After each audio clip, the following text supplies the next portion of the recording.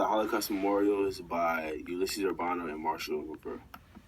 So for the first Holocaust Memorial we decided was the memorial at Miami Beach.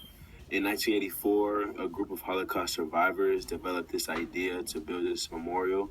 In 1985, the Holocaust Memorial Committee was formed, which was a nonprofit organization, and they decided that Miami Beach was a perfect location due to the 20 to 25,000 survivors that settled in Miami, who they wanted to represent and honor.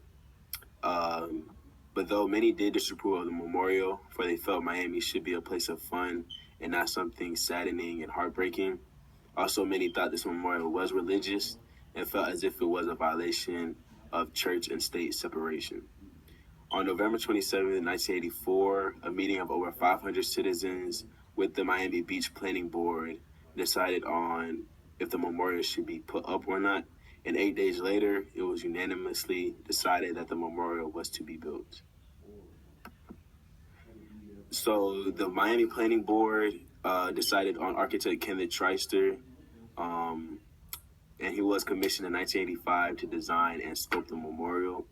And he describes the memorial as his greatest challenge, saying, "No one can comprehend the number of 6 million or the fact that each of the 6 million was a person with family, friends, and a full life, each enduring the most excruciating agony every second, minute, hour, and day of the Holocaust. The immensity of this tragedy is infinite. To express it artistically, impossible, but I had to try."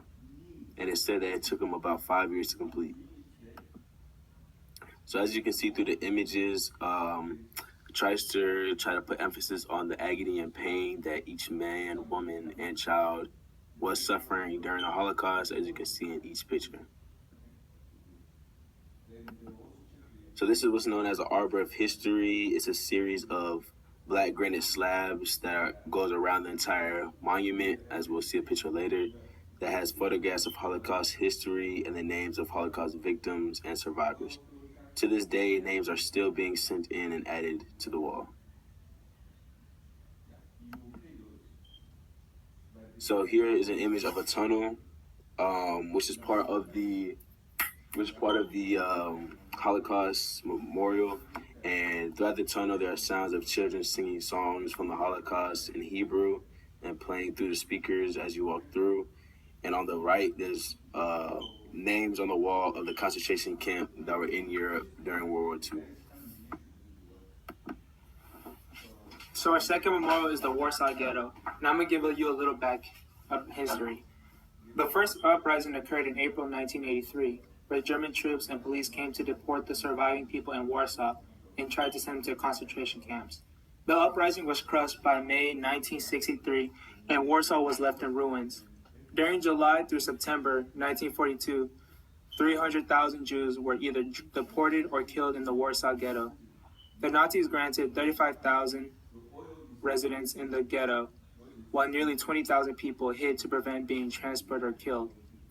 Resistance groups arose to fight back these actions, and these groups were the Jewish Comeback and the Revisionist Zionist movement, the uprising against the Nazis. In October 1942, liquidation of the Warsaw Ghetto was ordered. A small resistance group pushed back the date to January 21st from the 18th. This gave the resistance group motivation and more followers. Nazis began to continue mass deportations in April, but many hid when they arrived. The resistance began shooting at the Germans, causing a retreat. 3 days later, the Nazis stormed Warsaw and killed the leader of the uprising. Even after his death, many hid and fought the Nazis throughout that month. The Germans deported the survivors to concentration camps. The uprising that occurred was the biggest one and inspired others to resist the Nazis as well. So the monument itself was unveiled on 1948 to 220,000 spectators. The monument is sculpted by Nathan Rapport, a Jewish sculptor from Warsaw who escaped Nazi capture. The front of the memorial shows the resistance group fighting back the Nazis. On the back of the memorial, it shows the Jews being driven out of Warsaw. The granite used for the monument, prior use, was going to be for a monument for Hitler, because he was seen as being winning the World War II. The memorial is located where Warsaw once was, and since then the city has been rebuilt and this monument was put in place. Warsaw, in the middle, in the center of the monument, there is the leader of the resistance, Mordecai Anielewicz. He appears to be muscular, in the opposite of how he truly was in real life. This made him a present for future generations to remember him as a sort of legend and mythic being. He embodied Jewish culture and sacrifice. He gives off a strong impression of a fearless leader who, although injured, appears strong-willed. The memorial contains ruins from the Warsaw Ghetto and is made in stone to immortalize these heroes. The memorial shows that these Jews fought back and not only seen as helpless as many memorials depict Jews as. On the backside of the monument, it exhibits the Jews being forced out of the ghetto. It shows women, children, and men carrying their belongings. They are shown in a fragile state and filled with despair. This piece of the monument is small in comparison to the other side of the monument, which brought a bit of controversy on what the importance of the monument was.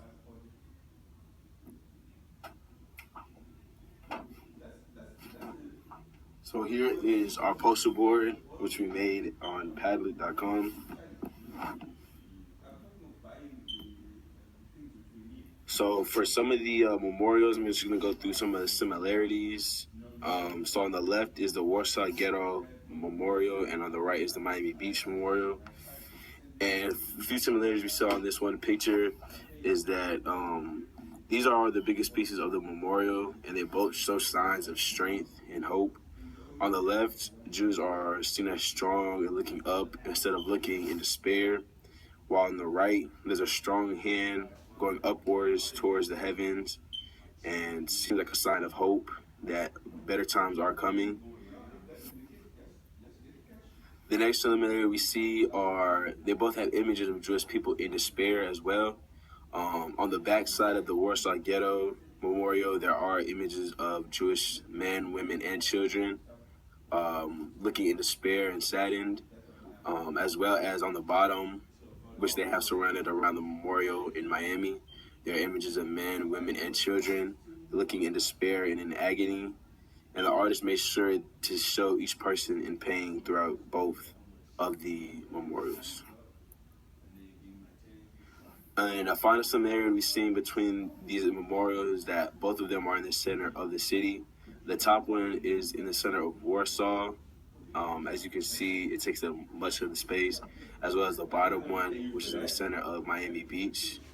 And feel as if both were placed there to show emphasis and importance of the Holocaust and to honor the victims. Some contrast we found was in the left, a majority of their faces are strong and hopeful, compared to the right, where all of their faces are in pain and agony. The architect for the left made it clear that he wanted to show the Jews in a hopeful light, while the architect for the right wanted to represent their pain. And this is a difference we saw in the major pieces of the monuments that we did. Another contrast was the location. One was placed in Miami Beach, where many Holocaust survivors settled in, and in the bottom of the Warsaw one was in Poland, where the Warsaw Ghetto was located at. And here are our sources.